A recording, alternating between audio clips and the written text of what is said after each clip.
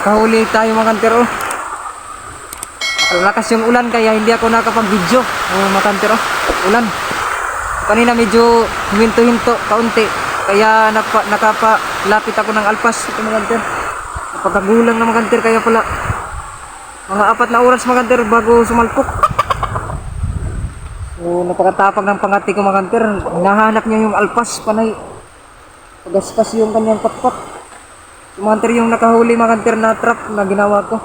Kahapon lang itong ginawa na numero 140 na silo. At saka yung kanyang base naman 150.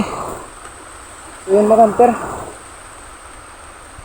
Kanina mga kanter hindi ako nakapagpatuloy sa pag-video ngayong araw dahil nga maulan pa, oh, malakas pa yung ulan. Hindi klaro sa camera mga kanter, parang malinaw dahil nga may flash yung gamit kong camera para mas malinaw. Pero dito talaga sa Bagter, sa personal talaga maulan yung mahangin mga kanter. So yun mga kanter, maraming salamat sa inyo. Sagala yung puhunan sa pangangati. Saka bawal dito mga kanter yung mainipin, dapat matyaga talaga para makahuli. So yun mga kanter, maraming salamat. Saka ulan na, mabasa tayo.